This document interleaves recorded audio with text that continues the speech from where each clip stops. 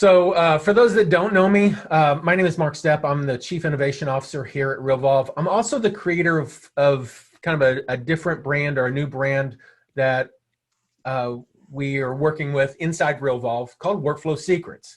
And the idea is for Workflow Secrets is to help people understand that there are things that you can do within workflows that aren't typical. And while they're not really secrets necessarily, the people that use them as secrets because it can really make a big difference in the way you do your business. One of the things that I want to go over today, and I don't know that we've covered this in anything before. I know some of you might actually have access to this, but I wanted to take a little bit of time and explain this one-pager. So in the chat area, doing this off screen, there is a link to this document. And if you've already got it, great. If you don't have it, one of the things I want to explain about this is what we call a one-pager. It is a one-page document. It's kind of a living document as well, because you have the ability to click on things, do things, and if we add content to it, technically that content will be available to you as well. So as you get a single, you get your first one pager, or anytime that you get a new one pager, it's going to come up here at the bottom or at the top, kind of depending on what kind of document it is set up for. It'll say save your changes. You can come here, click on save to account, and whenever you enter your email address and click on save your content, this will create and it's free, it's totally free, a one-pager library for you so you can start keeping track of all your different one-pager documents. And again, as you collect them, a lot of times, and I don't know that, you know, this one has some places where, and we're going to go through each one of these, but where you can click on things, it'll open up, you can read things, you can add more content to it. So you can do things on these pages, but if we, the designers of the one page, make any changes to it, you'll also see those changes as well. So it kind of builds on content and helps explain things. If something's not explained well, we may go back in there and make a few alterations. Or if it's maybe a checklist of things, we might add to the checklist for you, and just becomes a living document that's really cool to use and some really great content. So the link to that is in the chat. If you need it later, just reach out to us and we can make that available to you. So this particular document is really designed for the lead follow-up.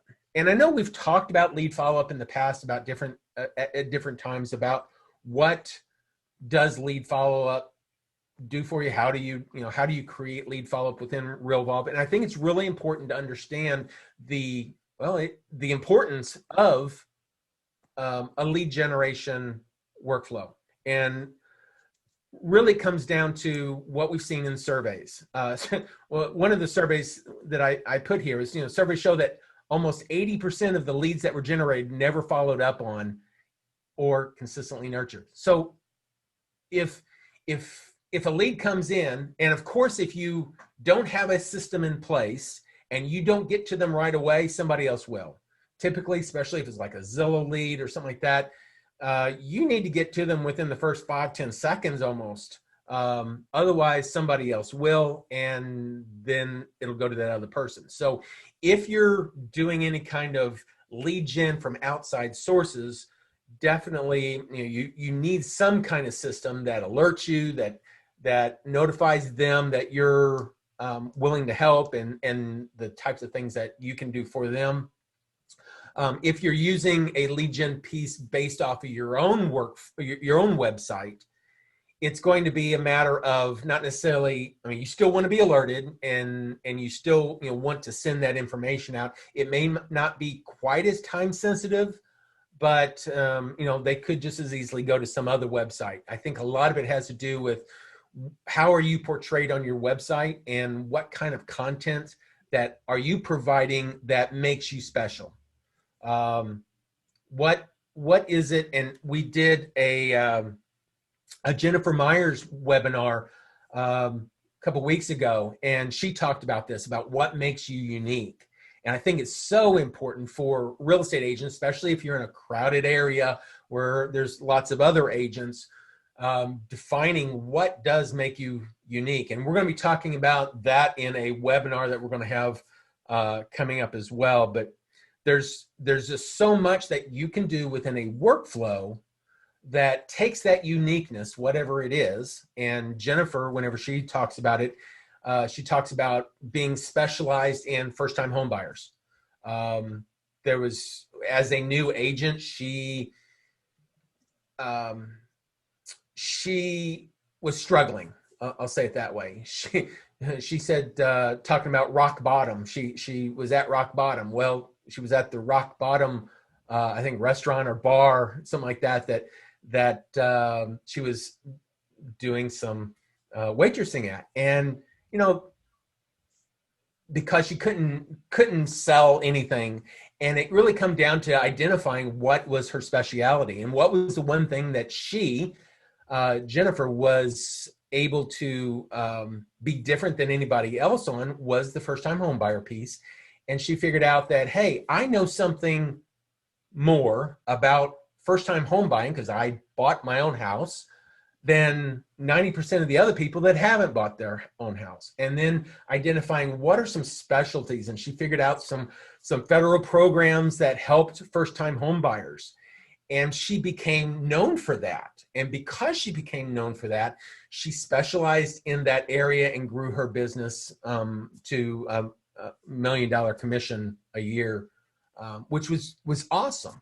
But it's because she specialized in something. And not that you have to specialize in first-time home buyers, but you need to find something that makes you unique and then incorporate that into your workflow. What I've got today, though, is a workflow that will get you started. It'll lay the groundwork for any kind of beginning type of lead gen workflow that would allow you to build upon it and then add your own pieces to it. So on this document, I'm just going to click here on the key part here and take a look at it in this manner. So I like to show, whenever we look at a workflow, a lot of times, I'm going to come over here, and we've got kind of this linear list of activities. Sometimes that's kind of hard to see or understand how the actual flow is designed. And what I did is I put together this representation of it so that you can see, based off of a given start date, there are certain things that you do on that start date. Then one day after, there's things that you do. 2 days after, you do. And you kind of draw it out like this. You can certainly make a case for drawing it out and figuring out what you want to do where, especially anytime you're doing a client type workflow, they are more linear process than anything. If you get into a listing type of workflow or a transactional type of workflow, they tend to be more branching and web, kind of create different web-like looking type of legs and architecture that makes them a lot more difficult, and you really might not be able to see it as well this way. But what we want to do is kind of go through and talk about how you would create something like this once you get into it. And what I'm going to do is I'm going to come back over here, and I'm going to kind of switch between these two things. So I've got another resource that I want to share with you guys as well. In our help, if you go to help.realvolve.com, on this first page, there's a section here called Getting Started. And Getting Started is a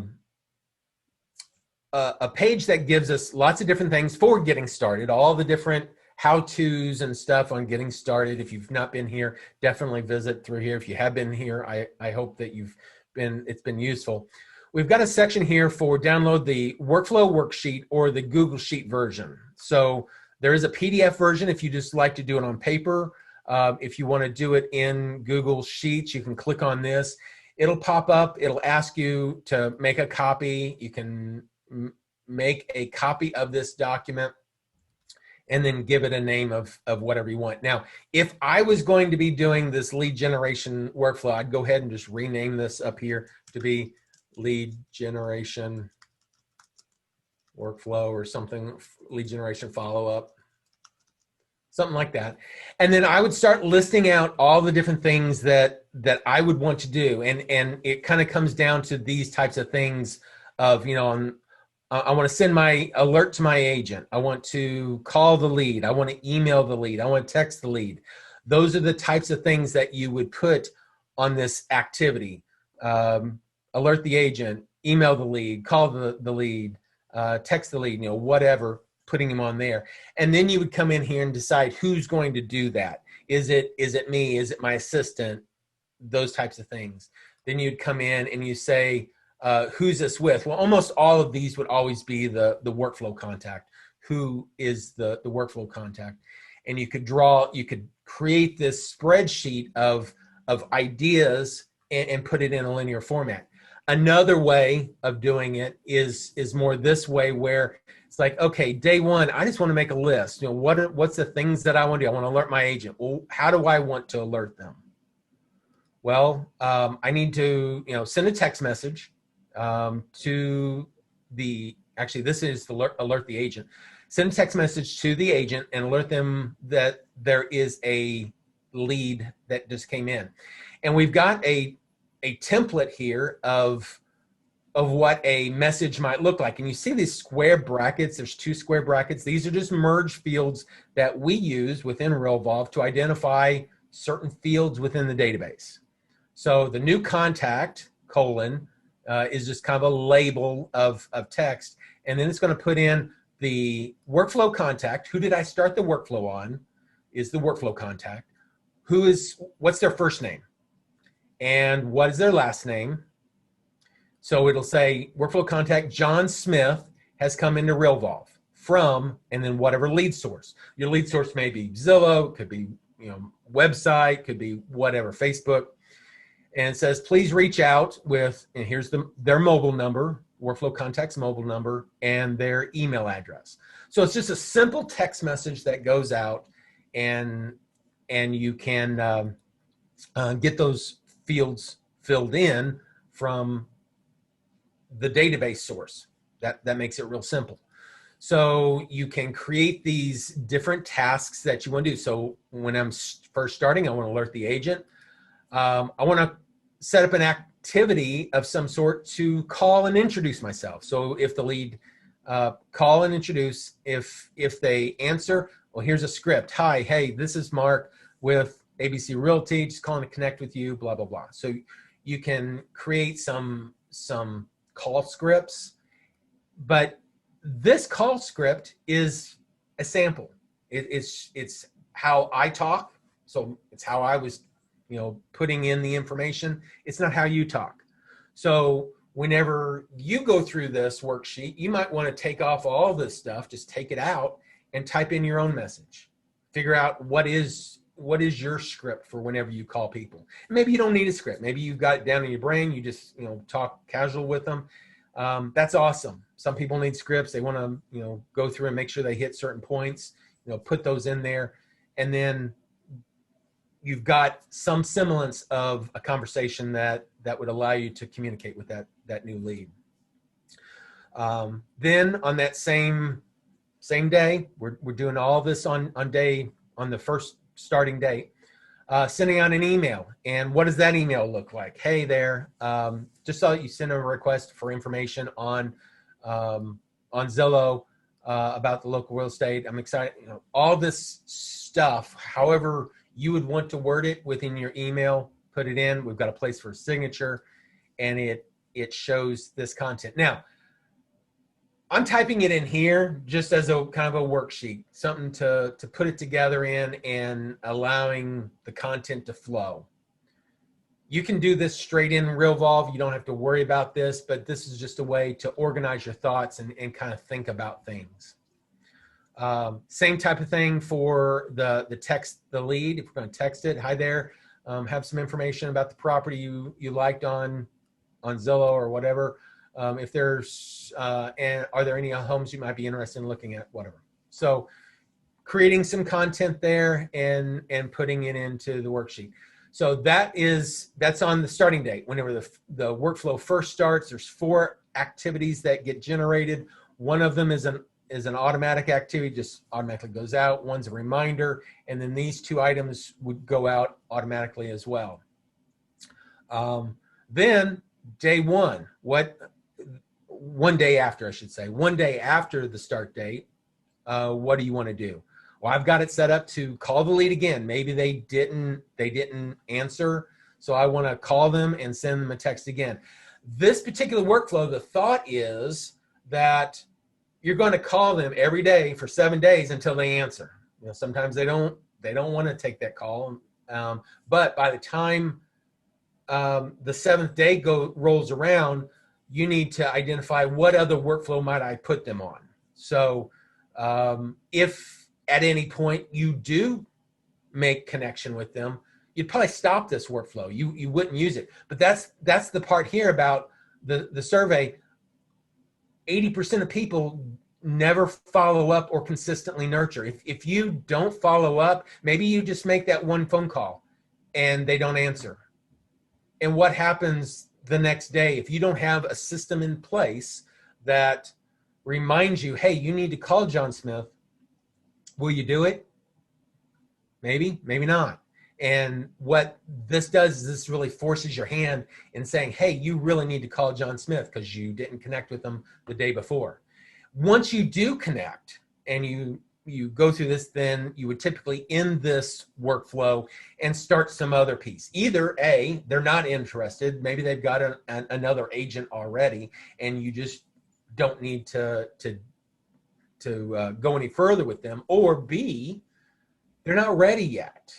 In which case you'd put them on some kind of long-term nurture. And hopefully the C option then is, yes, they are ready. They want to move forward with maybe some kind of buyer's agreement or whatever, in which case you could then move them into a buyer consultation of some sort, and because they're ready to buy. So those are the types of things that you want to do whenever you're creating a workflow. So the first day, 1 day after the start date, I've got all the same type of things. Make the call, hey, same type of introduction and information, a text message, some kind of social search. Now, what you might want to do is, see if you can find them on Facebook or Google, LinkedIn, Instagram, and send them information through their other social places.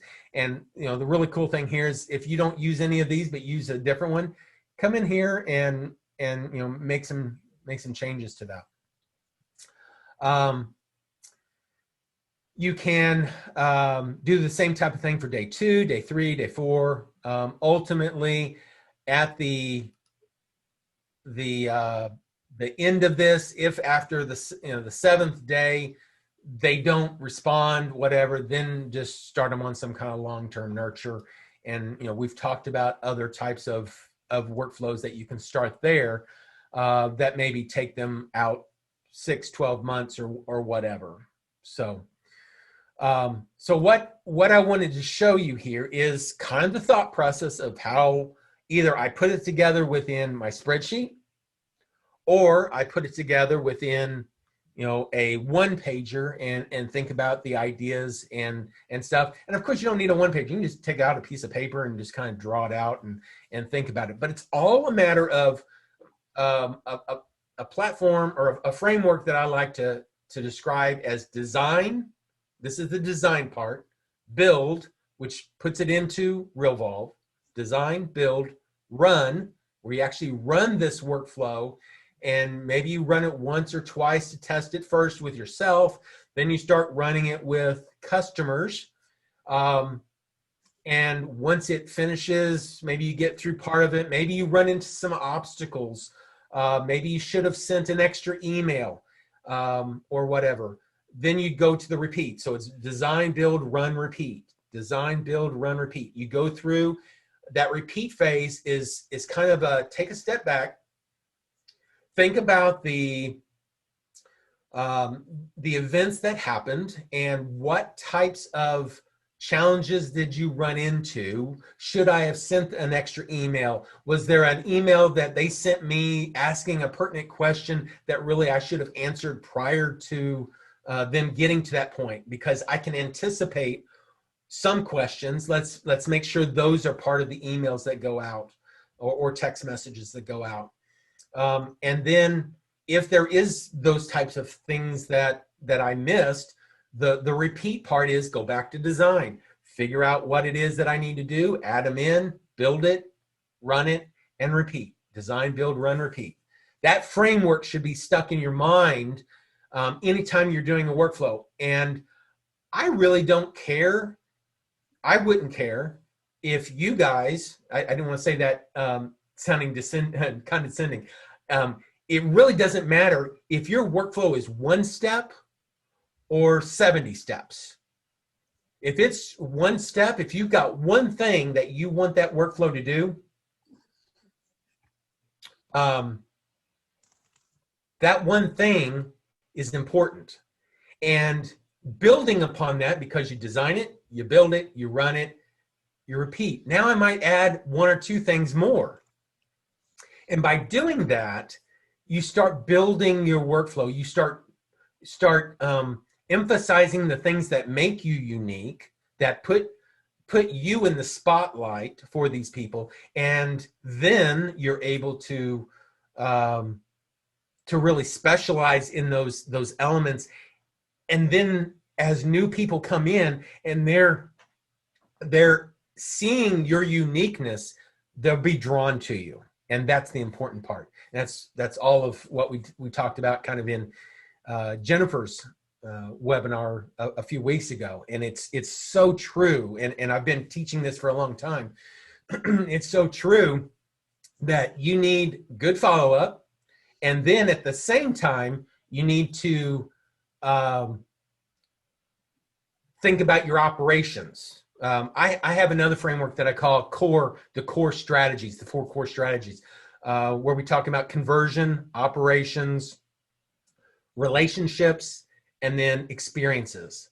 And in each one of those, and I may do another training just on those, conversions, this is really the conversions part. I mean, and there's lots of other pieces that you can build in conversions. Maybe you have a certain type of workflow just for Zillow, one just for a certain page off of your website, which is for first-time home buyers. And maybe you've got another page just for move-up buyers or downsizing buyers. And each one of them meet a specific need through the sequence of emails that go out, through the content that's provided, that meets that specific need, that nurtures them in a different way than somebody that's a first-time home buyer. I mean, if I'm a first-time home buyer, I don't necessarily want to see information about, scaling down. Maybe I'm, getting older and needing to, downsize.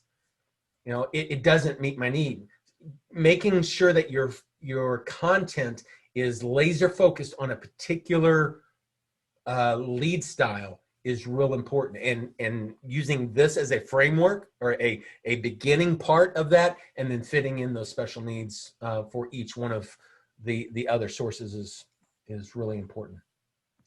So what I would do once I've got all this information in, I would start going in and I would click on the add button and create this workflow. Now, I'm not going to torture you guys.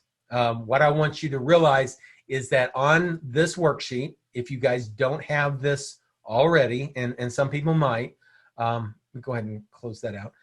Down here at the bottom, exclusive access to workflow completely done for you. So you can click on here, it'll wrap around and give you a code that you can install this workflow. So you don't have to reinvent this at all. Make this simple for you. But here is kind of the workflow itself.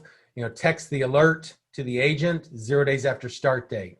If I look at this particular item, whoever the record owner is, it's going to be assigned to. So if a lead comes in and I'm assigned as the record owner, the activity is going to be assigned to me. Who am I doing this with? It's going to be whoever the Realvolve user of this assigned activity is going to get the notification on this. And 0 days after start date, it is a text message. And then here is the action. It's sent out immediately. It is a text message, and it's the Workflow Secrets day 1 alert. And if you click on this little preview button over on the right side, it'll then open up a separate window that will show you the text message itself. So if let's come over here, so it limits this. For this particular workflow, I prefixed everything with Workflow Secrets, so you can just pull it up, Workflow Secrets day 1, and it will show you the content. What is this content? This is the exact same thing that we saw over here in this alert agent piece. It's the exact same content. The advantage of doing it within Realvolve is the fact that if you're doing any kind of messaging here and you need to figure out what merge field I want to put in. So let's say, for instance, I've got new contact, John Smith has come into from Zillow or website. Please reach out. Here's the mobile number. Here's this. And maybe you want to also put in, maybe during the importing piece, you also included the interested in property address, and you don't necessarily know what merge field that is. We could then come in here and say, interested in, and then in Realvolve, whenever you put in square bracket, it'll bring up a list of all the merge fields that are available within Realvolve. And then you just start typing what you're looking for. In this case, I'm doing the interested in property. I'm going to choose this workflow contact, interested in property address. So let me explain one thing, and this is one thing that can be confusing, and I want to try to explain it as clearly as possible. We have 2 fields here. One is contact interested in, and one is workflow contact. So what's the difference? The workflow contact is who is the person that the workflow was started on, meaning John Smith in this case. So I want to know John Smith's interested in property address. So I would select that. This other one, contact, not workflow contact, just plain contact interested in property address. Anytime that you see the word contact versus workflow contact, it possibly could be representing the same person, possibly. In this particular case, I'm sending this message not to the workflow contact, not to the person that I started it from, in which case if I was, both of those are going to contain the same information. But in this particular message that's going out, the template is designed to be sent to the agent, a different person. And if I use contact interested in person, or interested in property, sorry, it's going to look at who am I sending this message to, and grabbing the contact that I'm sending this message to and grabbing their interested in property address. And that's not what I want. I want to know the person that I started the workflow on, the workflow contact. So I hope that makes it clear. Is that clear, Nathan? I can see you. Okay, good. So many times people will say, well, I'm sending it to a contact, I'm just going to put it in there. Well, it's not the right contact, and therefore you're going to get the wrong data in the template, and it's not going to do you any good, because if this is being sent to me as the agent and I don't have anything in there, it's going to come up with interested in blank. It's not going to have anything, and it doesn't do me any good, where the workflow contact actually had information. So I can put that in there, select that, and it puts it in, and then I can click on save. So that's the kind of the caveat. Anytime you see workflow contact versus contact, They are interchangeable if you're always sending that contact the information that you started the workflow on. But if it's somebody else, you want that somebody else to get the information about the workflow contact, always use workflow contact. All right, so that's building that, and then come back over here. We're sending it immediately. It's an SMS, and that's the alert that goes out. The next thing that comes in is the intro call. Now, this is just an activity that gets added to my calendar, and I've got a section in here for the description so they can see that. One thing I wanted to draw your attention on here is in our titles, we do have just a few. There's only a small handful of fields that you can use in the title of this. So it would say John Smith intro call. Who am I supposed to be calling in this case? And then there's some basic information there. There's some places for the home mobile as a checklist. And what I'll do is I'll start this here in a second and kind of show you what this does and how this goes about things. A place for the home mobile, notes, and interested in property address, so that you've got some basic information. Whenever you go to make that call, you can click on the checklist and see that information before it's done. Anybody got any questions so far? I know I'm rattling on pretty quickly here. We will provide this as a resource so you guys can go back and see it. Real quick, so workflow contact versus contact. Okay. So up in the title, you have contact full name, and then with workflow contact. Will you explain to me how the system identifies the difference there? Yeah, so in this case, the activity itself is, this particular activity is toward I'm supposed to be calling or connecting with that person that the workflow would start on. I probably should, I'm not even sure that we have workflow contact in here. You caught on to something there that I've really never thought about. In a template, it's different than in the activity. And I almost think that maybe we need to add that into our system now that you brought that up. You'll always, within the activity, this activity is always going to be started on the workflow contact, so it's always going to be contact there. It doesn't matter. But because I'm sending a template to somebody else, like if I go back, let's go back to this one. You'll see here that the with is workflow contact. So I'm doing this with the workflow contact, which is the contact.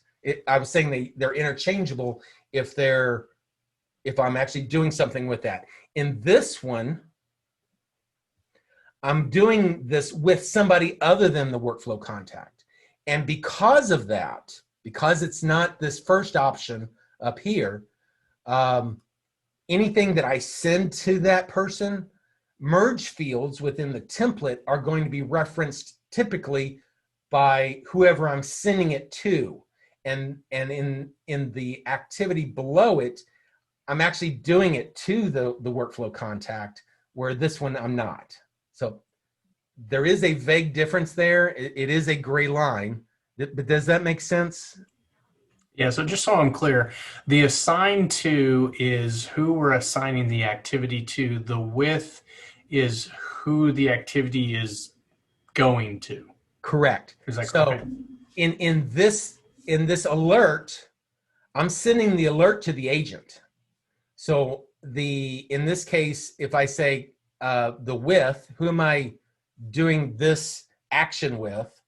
I'm doing it with the contact of the assigned to Realvolve user. And that I know is confusing, but basically what you're doing is saying, okay, whoever this assigned to is, whoever that user is, has a contact record in Realvolve. So me as Joe Agent, I'm logged in as Joe Agent. If I was to go into my contact record, I would have a Joe Agent contact record, okay? And that contact record would have my text number, my email address, my phone numbers, and all that kind of stuff. And that's the person that I want to send this alert to, because I don't want to send it to the lead. That would be the workflow contact. I want to send it to the person that is going to call that lead or email that lead or text that lead.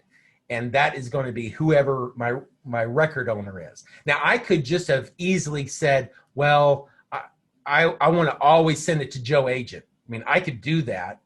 But if you're in a team and maybe you're doing round robin type of assignments of leads, that record owner may change. First time it may go to Joe Agent. Second time it may go to Josephine Agent or Mary Agent or whoever.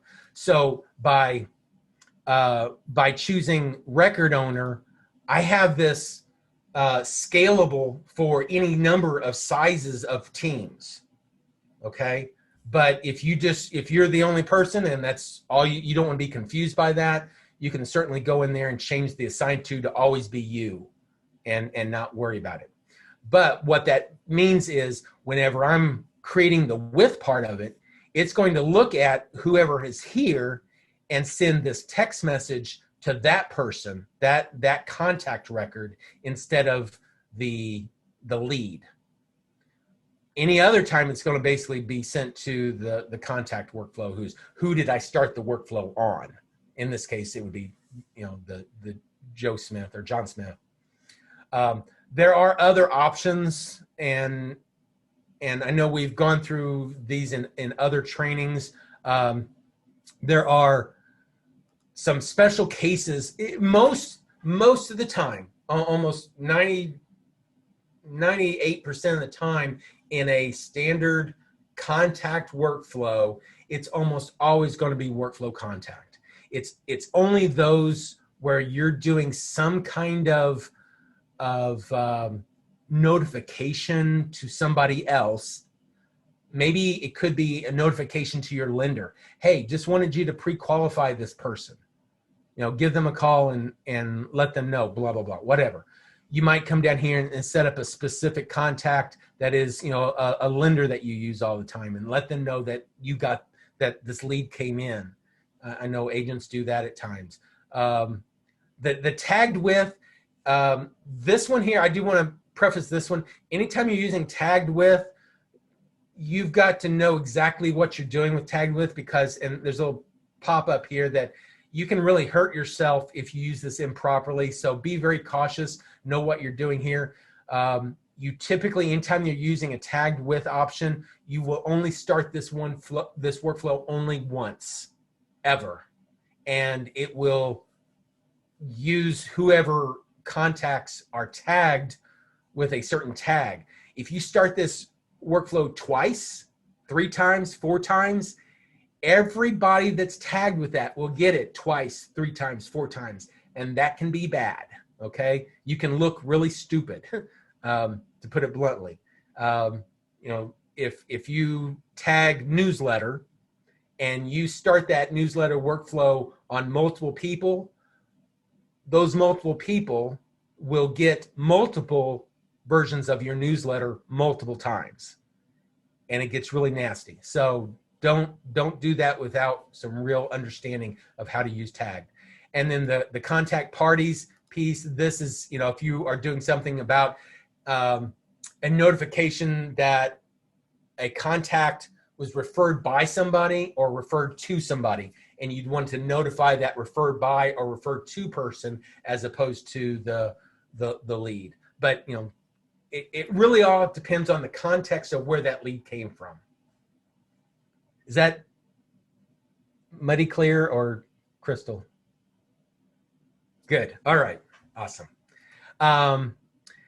The rest of this, is pretty much the same type of thing in any other workflow that we do. There's a call.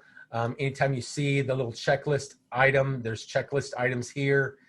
And so there's a text message that goes out, another call for day 2, day 3 call. It just kind of all repeats. So looking at this, actually, I guess I can go to this one.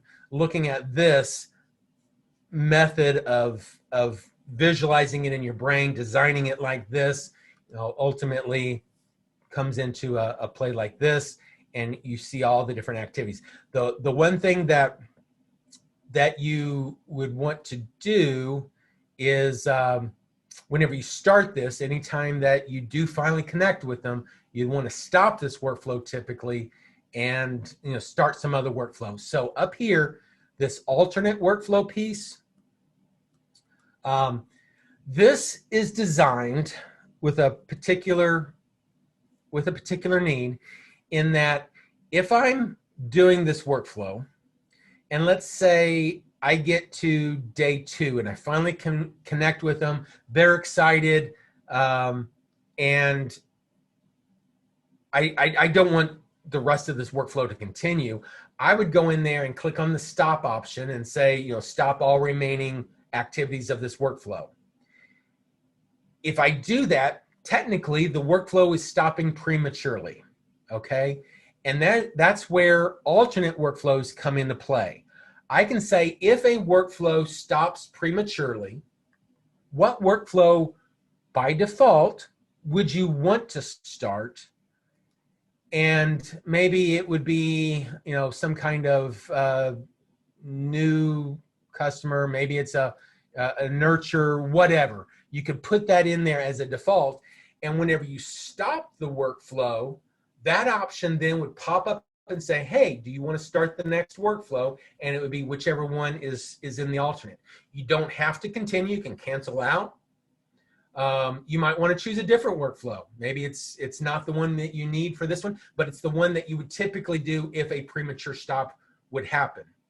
By doing that, you don't let it doesn't let people fall through the cracks typically. I mean, you could click on the cancel and it would stop it, but by having that as a default pop-up, whenever you stop the workflow, it'll pop up and it'll ask you what are the workflows that you want to start. And then that way it goes on and continues on.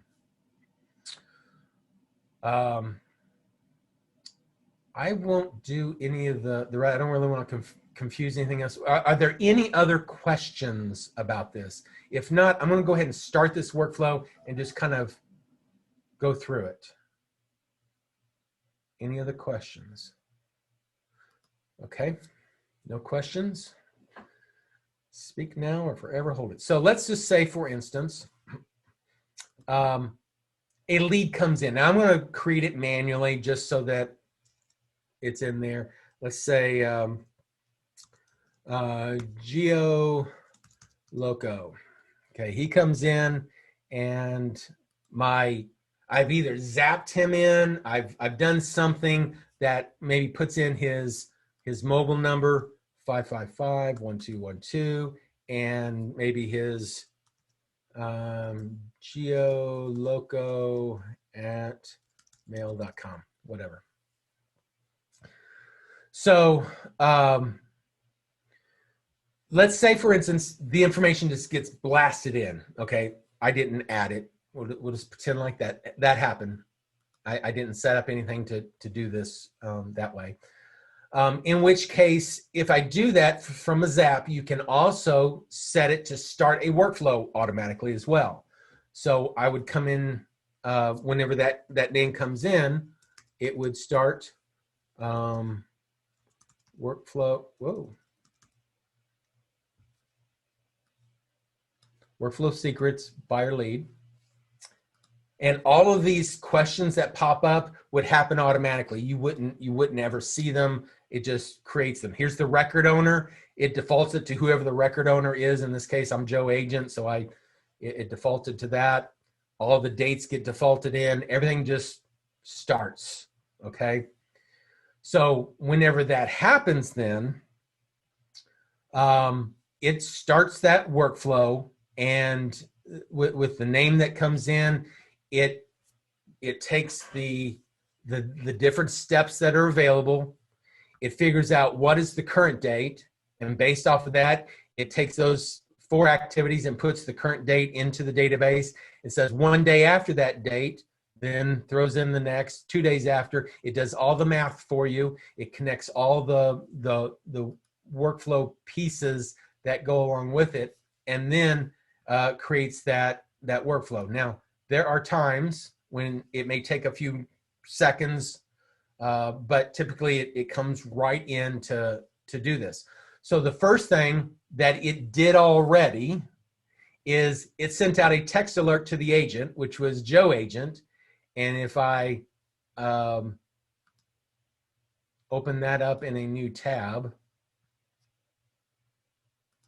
just as a new tab, you'll see that Joe Agent has cell phone number. So if I look on my cell phone here, I have new contact, Geo Loco has come into RV. Please reach out, 555-1212, email geoloco at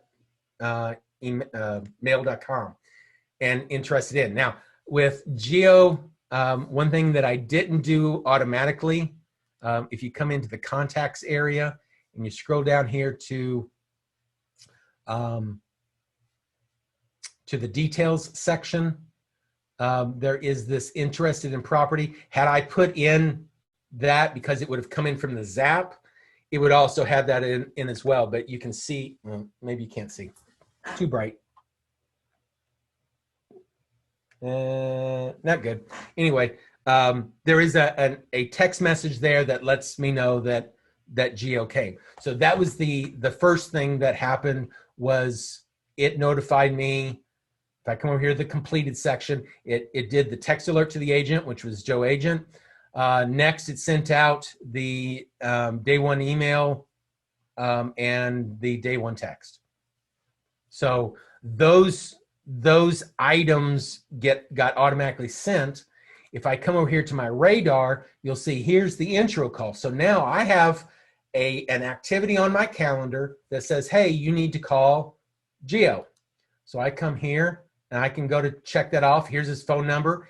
If I had put in some kind of interested property, it would fill in there. Maybe he didn't come in with that information, but I have this anyway, and maybe I call him and he does say, well, I can say, well, he's interested in 123 Main Street.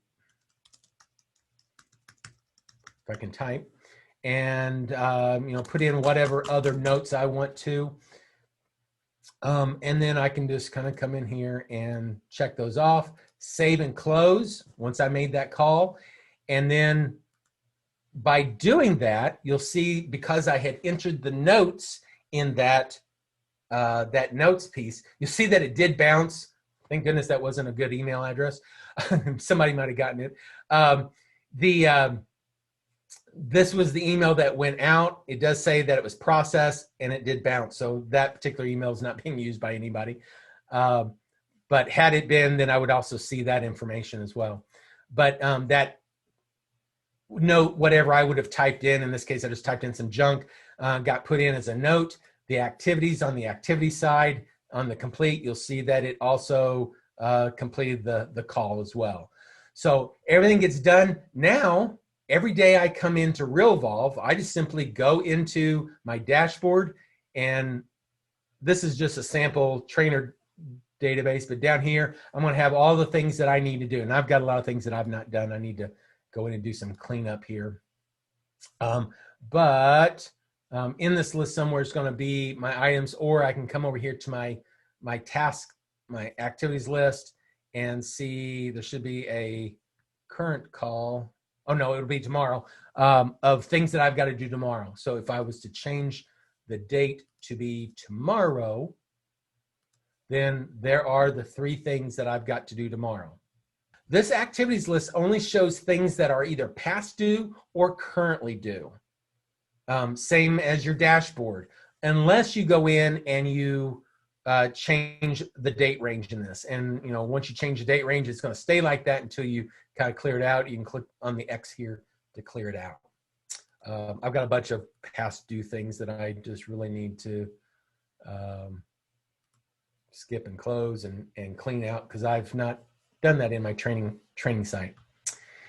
if there's things that you guys are interested in knowing about, whatever, and we've not covered them, or if we have covered them, didn't cover them well, definitely reach out. In the Facebook group, we have a section where we typically announce these office hours. And if there's something that you would like to learn about, put it in the office hours. Comment, reply, like, all the standard social comments that are in there.